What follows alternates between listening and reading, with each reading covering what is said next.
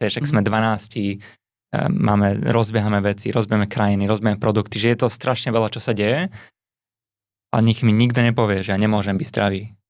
Nech mi nikto nepovie, že ja nemôžem budovať niečo veľké, pokiaľ sa nezabijem emočne a mentálne, budem vyhorený, nebudem mať priateľov, nebudem mať rodinu, nebudem mať nič.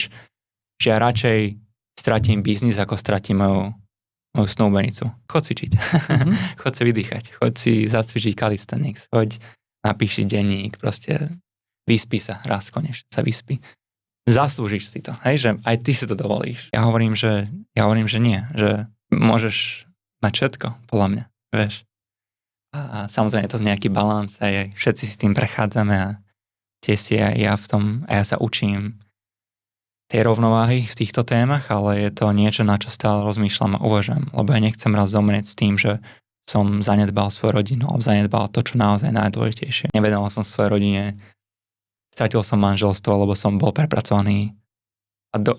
Ja nechcem byť tá osoba a verím, že nikto, kto počuje tento podcast, tak nechce byť tiež.